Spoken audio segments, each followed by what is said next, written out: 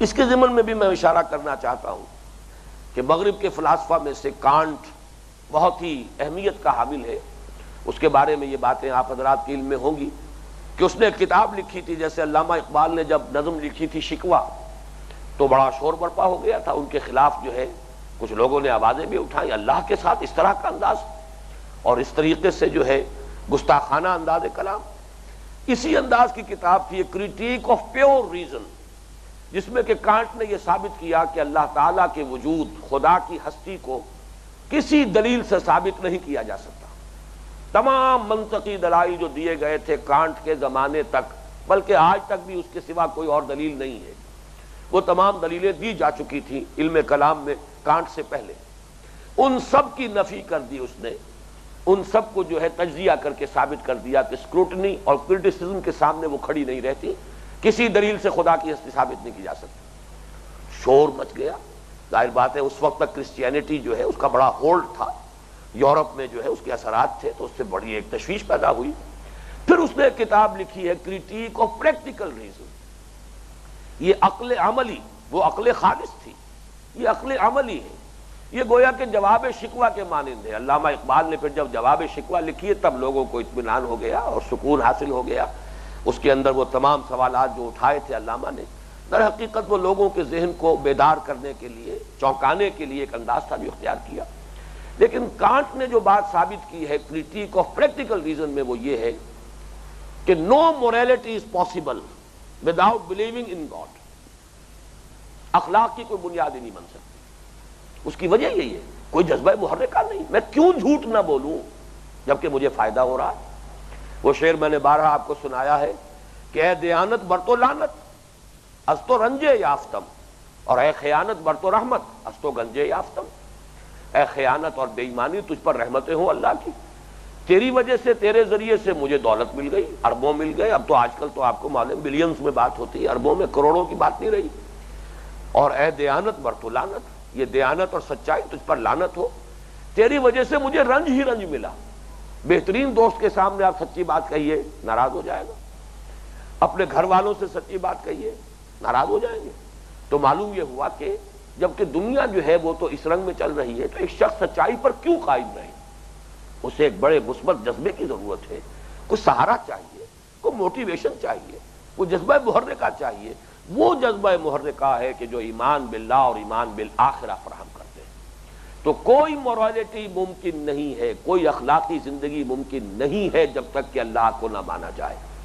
قرآن مجید نے اس معاملے میں دلیل زیادہ جو اختیار کی ہے وہ ایمان بالآخرہ کی ہے. Morality is impossible without believing in the resurrection and the life hereafter. اس کے لیے جو سورہ علق کی 3 آیتیں ہیں، پہلی 5 آیتیں تو پہلی وحی، اس کے بعد کی 3 آیتیں ظاہر بات ہے کہ بالکل ابتدائی زمانے میں نازل ہوئی ہیں، وہ فیصلہ کن ہے. کلا ان الانسان لیطغی، کوئی نہیں، انسان طغیانی پر، سرکشی پر، جھوٹ پر، وعدہ خلافی پر، ظلم پر، تعدی پر آمادہ ہو ہی جاتا ہے. کیوں ہو جاتا ہے؟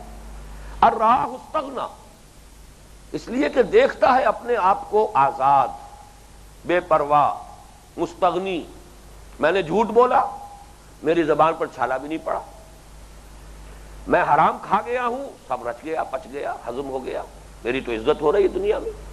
چاہے میں حرام ذریعے سے دولت کما رہا ہوں لیکن لوگ میرے سامنے جھکتے ہیں، معاشرے میں پذیرائی ہے، عزت ہے. معلوم ہوا کہ یہ جو اس دنیا میں فزیکل لاز جو ہے وہ ہولڈ کرتے ہیں پوری طرح. زہر کھائیے مر جائیں گے، انگارہ زبان پر رکھیے زبان جل جائے گی، کوئی انگارہ نہیں اٹھائے گا، زبان پر نہیں رکھے گا. جھوٹ بولنے سے کچھ نہیں ہوتا، نہ چھالا پڑتا ہے، نہ کوئی تکلیف. تو یہ جو فزیکل لاز ہیں وہ یہاں ایفیکٹو ہیں، انفورس ہیں. مورل لاز یہاں پر نافذ ہے ہی نہیں. جھوٹ بولتے جائیے اور کچھ نہیں ہوگا دنیا میں. کچھ ہوگا بھی تو کہیں دور جا کر، اس کا کوئی فوری جو ہے نتیجہ نہیں نکلے گا. حرام خوری کرتے رہیے، ہڑپ کر جائیے، لوگوں کی میراث جو ہے ناجائز طور پر ہڑپ کر جائیے، بہنوں کا حصہ کھا جائیے، کچھ نہیں ہوگا، سب رچ پچ جائے گا. اس اعتبار سے انسان بڑھتا چلا جاتا ہے سرکشی میں اور غلط حرکتوں میں، معصیت میں. علاج کیا ہے؟ ان الی ربک الرجع، یقیناً تیرے رب کی طرف لوٹنا ہے. یہ یقین جو ہے آخرت کا، یہ ہے کہ جو انسان کے اپنے اندر سے، جسے میں نے کہا ہے کہ لگام کو کھینچ کر رکھنے والی چیز، اپنے رب کے حضور میں حاضر ہونا ہے. اما من خاف مقام ربہ ونہى النفس عن الہوى، یہ آیت بڑی عظیم ہے، اس کے دو ٹکڑے جو ہے وہ آپس میں مربوط ہیں. اما من خاف مقام ربہ، اس کا نتیجہ یہ ہے ونہى النفس عن الہوى، جو ڈرتا رہا اپنے رب کے حضور کے میں کھڑے ہونے سے، اس کے احساس سے لرزاں و ترساں رہا، اور اس نے اپنے نفس کو روکے رکھا خواہشات سے، اس کی لگام کھینچ کر رکھی، یہ اس کا نتیجہ ہے.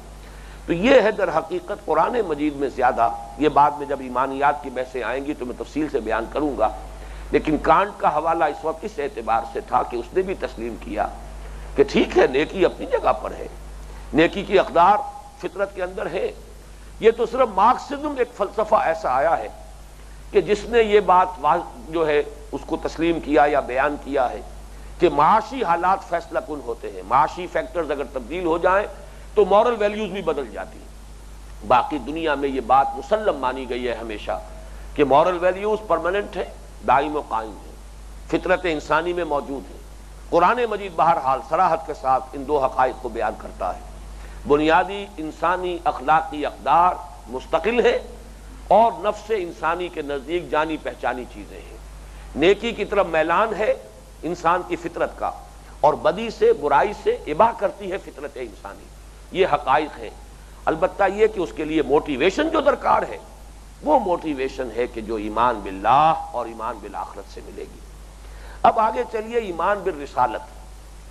وَلَٰكِنَّ الْبِرَّ مَنْ آمَنَ بِاللَّهِ وَالْيَوْمِ الْآخِرِ وَالْمَلَائِكَةِ وَالْكِتَابِ وَالنَّبِيِّينَ.